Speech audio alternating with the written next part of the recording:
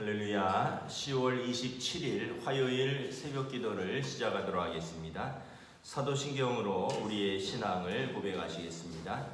나는 전능하신 아버지 하나님 천지의 창조주를 믿습니다.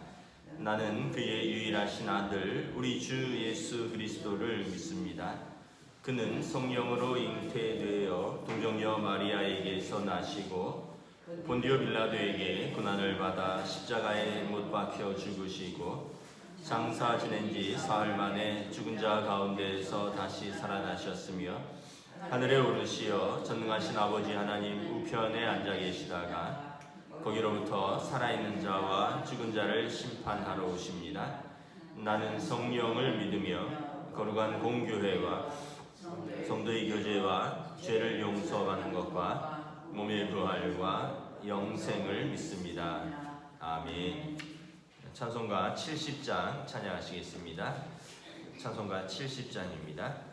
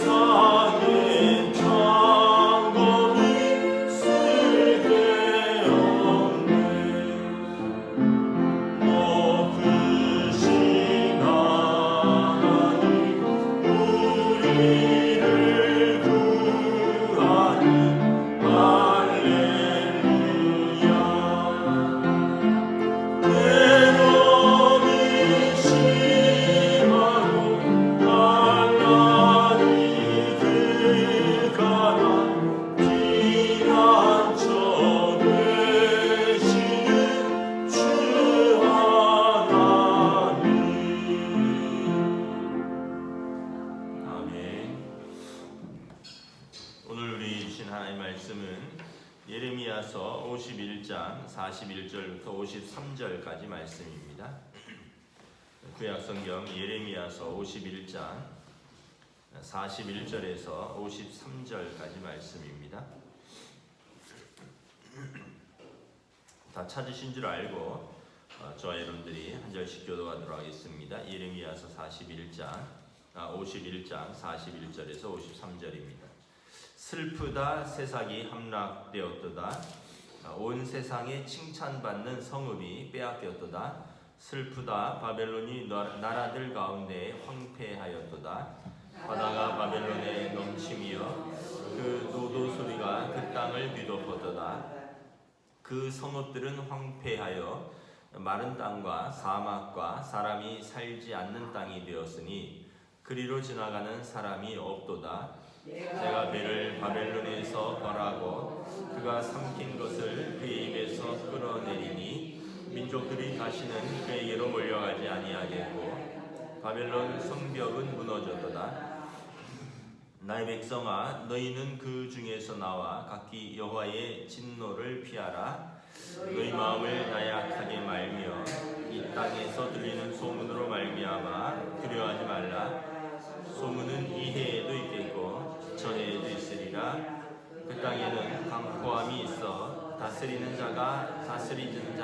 치리라.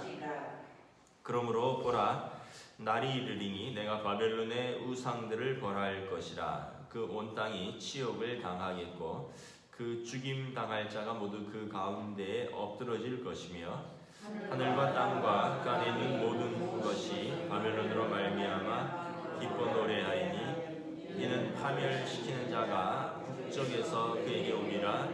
여호와의 말씀이니라. 바벨론이 이스라엘을 죽여 엎드러뜨림 같이 온 세상이 바벨론에서 죽임을 당하여 엎드러지리라. 칼을 피한 자들이여 멈추지 말고 걸어가라. 먼 곳에서 여호와를 생각하며 예루살렘을 너희 마음에 두라. 외국인이 여호와의 거룩한 성전에 들어가므로 우리가 책망을 들으며 수치를 당하여 모욕이 우리 얼굴을 덮었느니라. 보라, 날이 이르리니 내가 그 우상들을 벌할 것이라. 우상자들이 그 땅에서 한숨을 지리라. 여호와의 말씀이니라. 함께 읽습니다. 가령 바빌론이 하늘까지 솟아오른다 하자. 높은 곳에 있는 피난처를 요새로 삼더라도 멸망시킬 자가 내게로부터 그들에게 임하리라. 여호와의 말씀이니라. 아멘. 할렐루야. 오늘도 새날이 시작되었습니다. 하나님께서 은혜와 평강 주시기를 축복합니다. 계속해서 바벨론의 그 심판에 대해서 예레미야 선지자가 예언을 하고 있습니다. 바벨론의 심판의 원인은 여러 번 말씀드렸지만 첫째는 그들이 하나님을 우습게 여기고 우상을 그들의 신으로 섬긴 죄입니다. 우상 숭배이죠. 그러면서 스스로 심판자를 자처하면서 이스라엘 백성을 학대했다는 거죠. 49절에 보면 바벨론이 이스라엘을 죽여 엎드러뜨린 같이 온 세상이 바벨론에서 죽임을 당하여 엎드러지리라. 그래서 하나님의 백성을 그렇게 학대하면 하나님께서 그 대적을 보복하리라 말씀을 하는 것입니다. 하나님께서 온 세상에 공의의 심판자가 되신다라는 것입니다. 그래서 우리가 악인의 형통함을 두려워하지 말고 또 부러워하지 말고 하나님을 우리가 경외하는 백성이 되어야 되는 것이죠. 오늘 말씀해 보면 바벨론의 그 성들이 황폐해질 것입니다. 오늘 이 세삭이 함락되었도다. 세삭은 이 바벨론의 다른 이름입니다. 바벨로니아의 수도가 세삭입니다. 바벨론이 심판으로 황폐하여졌도다.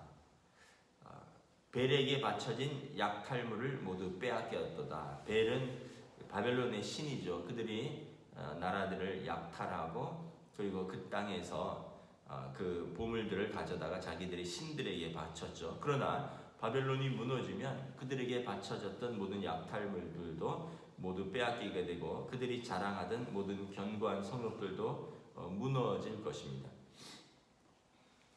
그 이라크 이제 전쟁 때에 그때 우리가 뉴스를 보았죠. 그 이라크에는 뭐 이란도 그렇고 거의 모든 것이 유물입니다. 유네스코에 등록된 그 유물들입니다. 왜냐하면 그때 그것들이 거의 다 바벨론 시대 또 페르시아 시대의 유물들이죠. 우리보다 이제 문명이 발달했었기 때문에 물론 뭐 우리나라도 뭐 4,000년 전에 세웠던 뭐 성문이 있다 이러면 이제 그 자체가 유물이 되겠지만 그때 세워졌던 그런 뭐 어떤 건축물들 또 성곽들 뭐 하나하나가 다 유물이죠. 근데 그때 보면 사람들이 그거를 뭐 밀어서 무너뜨리고 파괴하고 그런 것을 볼 수가 있습니다. 전쟁이 나면 모든 것이 황폐해지고 모든 것이 약탈당하고 모든 것이 빼앗겨지는 것이죠.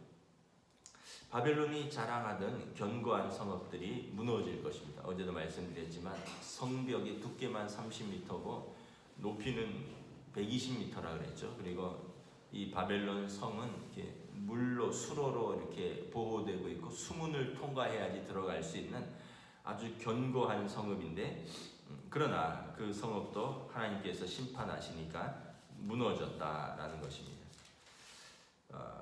그래서 오늘 말씀에 보면 이제 45절 46절에 보면 그러므로 이 바벨론이 무너질 때 이스라엘 백성들은 바벨론의 포로로 있었습니다. 그들이 무너질 때 그 땅에서 진노를 피하는 계기가 될 것입니다. 46절에 보면 너희 마음을 나약하게 말며 이 땅에서 들리는 소문으로 말미암아 두려워하지 말라. 소문은 이 해에도 있겠고 저 해에도 있으리라. 그 땅에는 강포함이 있어 다스리는 자가 다스리는 자를 서로 치리라. 바벨론이 무너질 거라고는 사람들이 생각도 못했죠. 그때 전쟁과 죽음의 소문이 뒤덮을 것입니다. 그러나 이스라엘 사람들은 그때 마음을 강하게 먹고 두려워하지 말고 하나님께로 피하라라는 것입니다. 성도는 환난이나 이런 전쟁의 소문으로 인해서 두려워할 것이 없다. 왜냐하면 하나님의 심판의 때는 성도에게는 구원의 때이기 때문에 그렇습니다. 오늘 이 시대에도 여러분 우리가 보면 이 해에도 소문이 있고 저 해에도 있으리라. 우리를 두려워하고 우리를 나약하게 하는 그런 소문들이 해마다 있죠. 최근에 이렇게 봤더니 뭐 사스, 뭐 메르스, 또 코로나 계속해서 이 어떤 주기적으로 그런 질병들이 돌고 있습니다. 또 뭐 동물들도 마찬가지죠.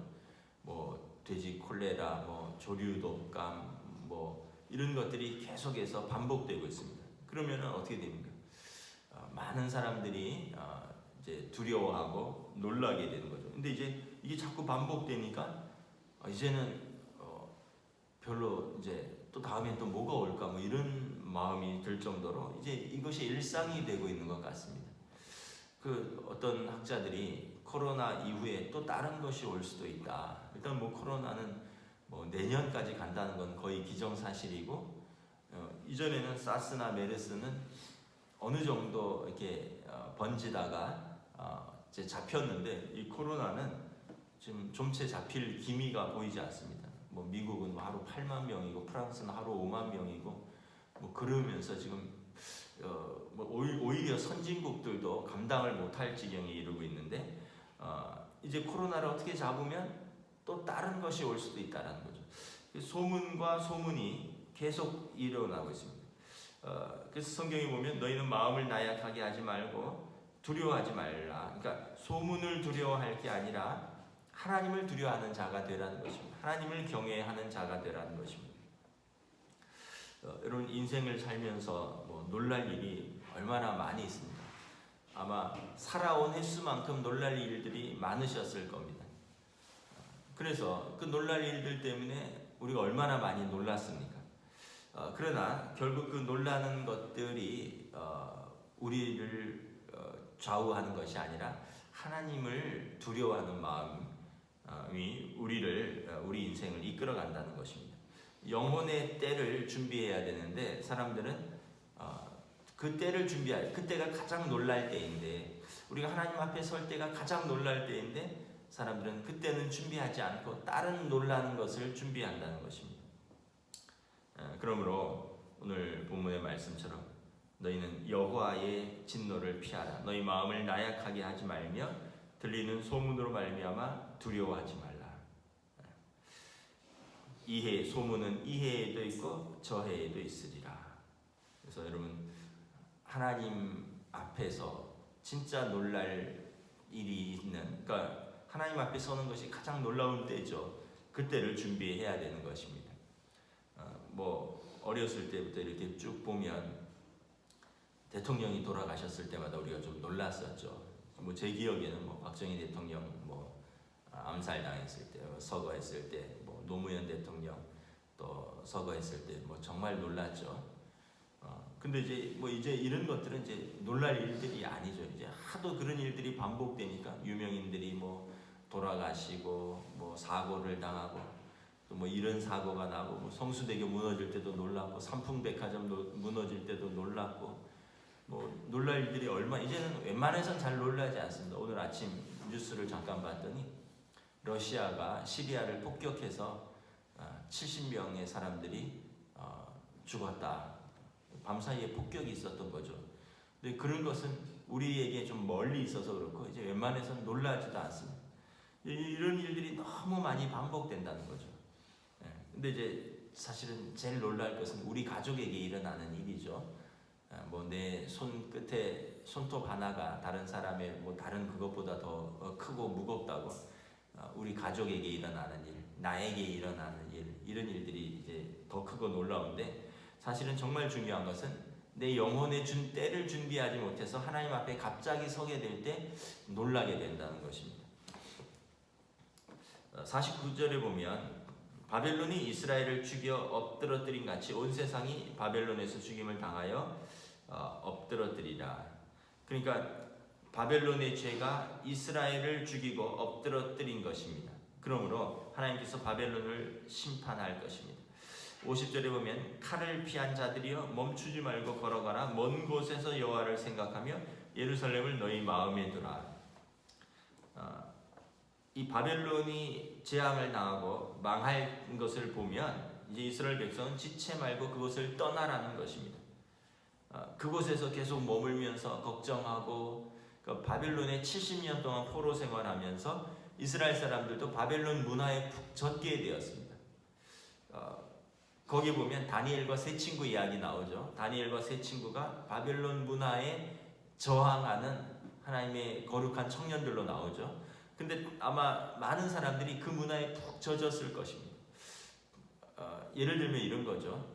가난한 나라에 살다가 부자 나라에 가서 제일 허드렛 일을 하더라도 가난한 나라에 괜찮은 직업보다 더 먹고 사는 게 나을 수가 있습니다.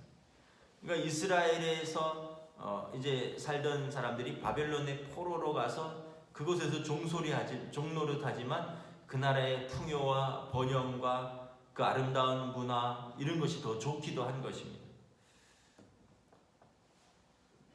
그러니까 여러분 우리나라에 뭐 코리안 드림을 꿈꾸면서 동남아시아의 가난한 나라 사람들이 오지 않습니까? 근데 그분들이 그 나라에서는 어떤 분들은 대학 나오고 뭐 교사들이고 그런데 이런 사람들이 그래도 그 나라에서 너무 살기가 어려우니까 우리나라 와서 뭐 허드렛 일을 하고 뭐 이렇게 힘든 일을 하고 위험한 일을 하고 근데 그 사람들이 자기네 나라에서는 엘리트입니다. 근데 우리나라에서는 거의 제일 기피 직종들을 하는 거죠. 막 3D 업종. 예전에 우리나라 사람들이 그 뭐 독일에 가서 뭐 광부로 일하고 또 간호사로 일할 때 사실은 제일 위험하고 힘들고 또 기피하는 일이잖아요, 그죠? 여러분 그 뭐 우리가 국제시장인가 영화에서도 봤는데 그 참 중환자를 돌보고 막 땅속 깊이 들어가고 이런 것들은 얼마나 어려운 일인가. 저도 뭐 탄광촌에서 살아봐서 알지만 목숨을 걸고 해야 되고 또 굉장히 힘들고 자기들이 못하니까 이제 우리에게 맡기는데 사실은 그때 우리나라에 굉장한 엘리트들을 이제 뭐 선별해서 뽑아서 보냈다 그러잖아요. 그러니까 그런 것입니다. 바벨론도 처음에는 바벨론이 싫었을 것입니다. 힘들었을 것입니다. 70년이라는 세월을 지나면서 이제 그곳에서 아예 태어났어요. 그곳에서 이제 학교를 다녔습니다. 그곳에서 성장했습니다. 근데 나중에 보니까 바벨론이 좋은 거예요. 그 죄악의 도성 바벨론이 하나님의 심판을 하는데도 하나님의 택하신 백성들이 그곳에 안주하고 떠날 생각을 하지 않는다는 것입니다. 나중에 고레스 왕이 뭐 너희 나라로 돌아가라 라고 선포를 합니다. 느헤미야를 비롯해서 1차 귀환, 2차 귀환, 3차 귀환이 있고 근데 그 이후에도 돌아오지 않은 사람들이 있습니다. 1차 귀환, 2차 귀환, 3차 귀환이 있다는 것은 무엇을 의미합니까?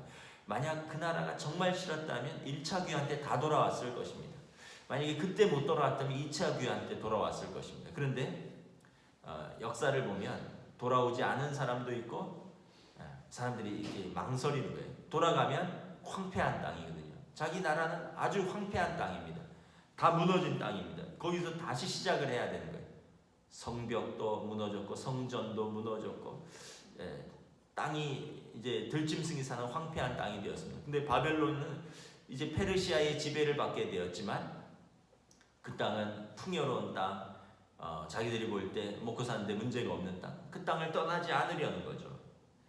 그래서 49절 50절에 보면 하나님께서 바벨론을 심판하실 때 50절에 먼 곳에서 여호와를 생각하며 예루살렘을 너희 마음에 두고 너는 칼을 피하여 멈추지 말고 걸어가라 말씀을 하고 있습니다.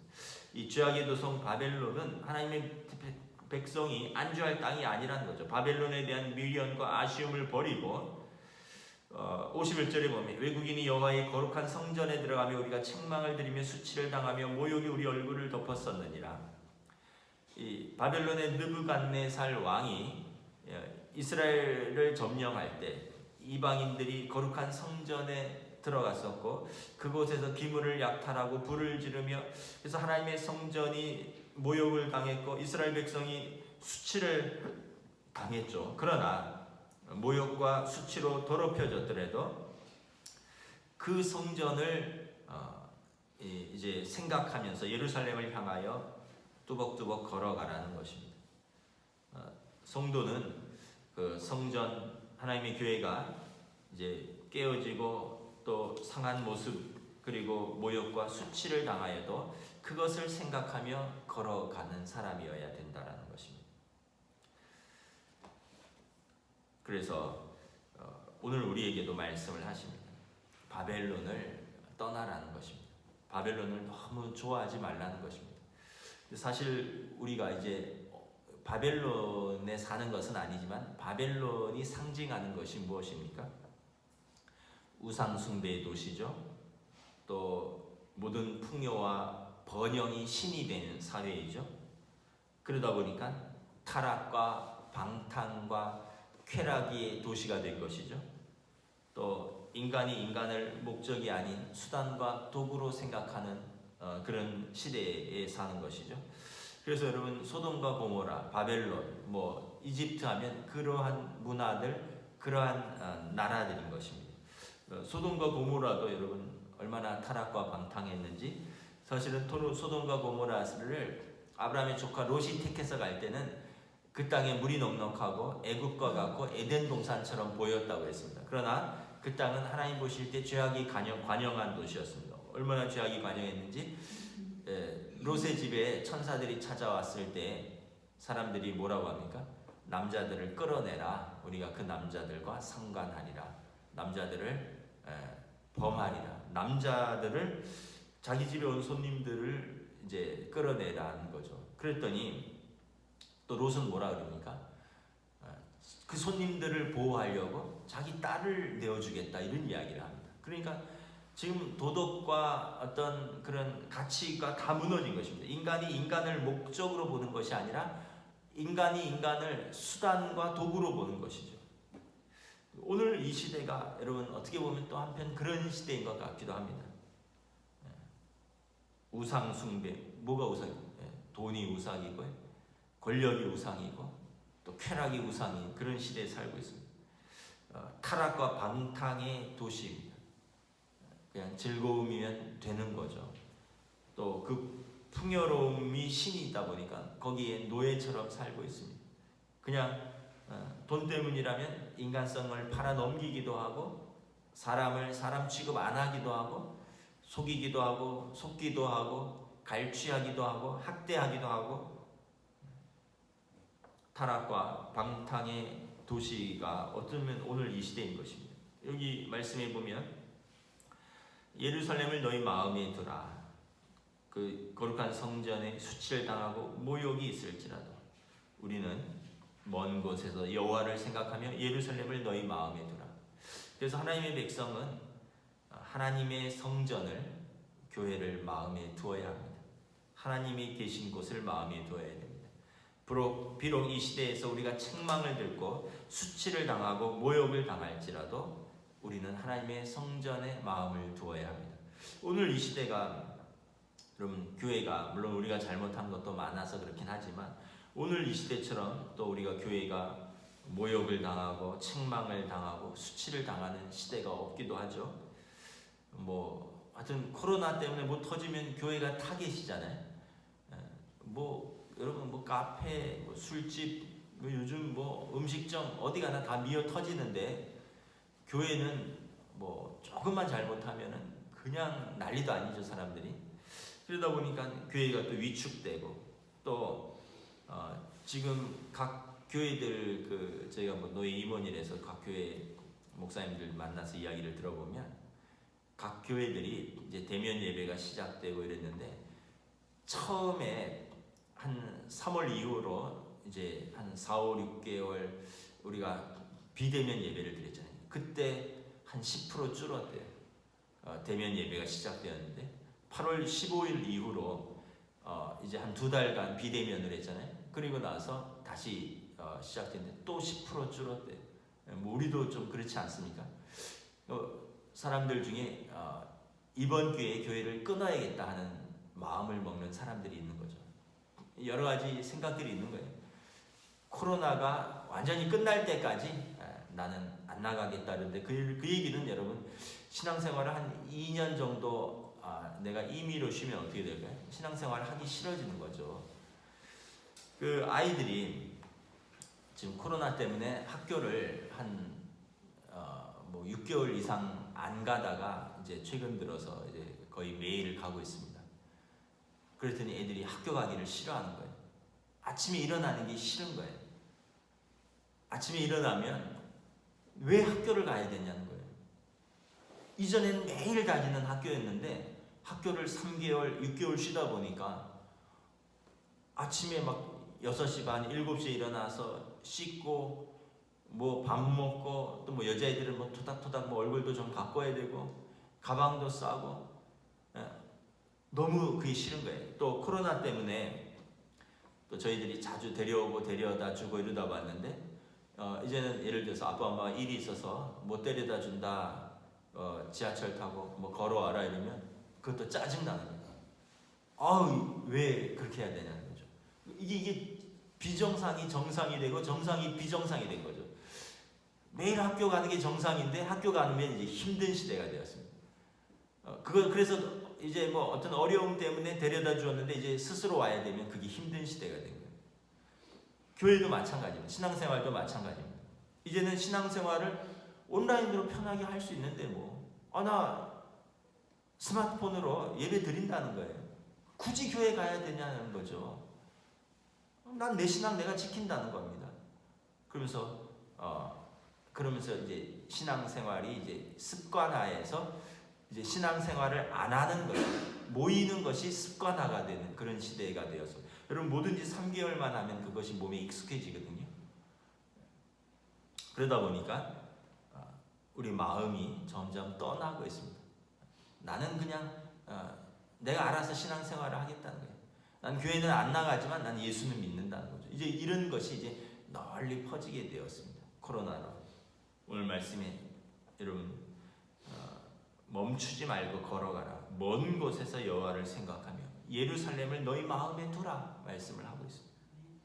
우리가 책망을 들으며 수치를 당하며 모욕을 당할지라도 하나님의 성전을 마음에 두고 여러분 소문은 이 해에도 있고 저 해에도 있을 것입니다. 두려워하고 나약하지 말고 하나님을 생각하면서 우리는 우리의 갈 길을 걸어가야 하는 것입니다.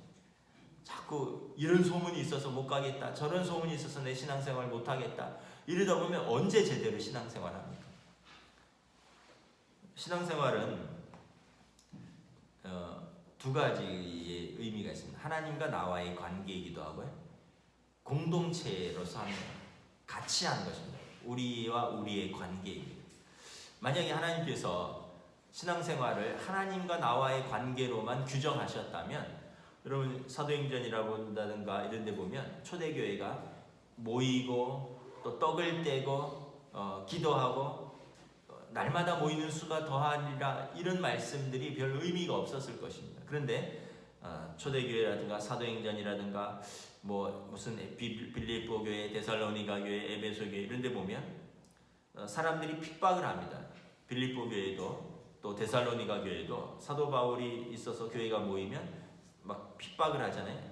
바울을 잡으러 오고 또 야손의 형제에게 다시 그 이름으로 모이면 가만두지 않겠다라고. 그래서 사도행전에 보면 교회들이 핍박을 당하는데 세상의 권력이 핍박하고 사람들이 와서 폭동을 하고 또 그래서 잡혀가기도 하고, 그러나 교회는 끊임없이 모이죠. 만약에 하나님과 나와의 관계라고만 한다면 모일 필요가 없겠죠. 그러나 신앙은 공동체로서 할 때 함께 자라는 것입니다.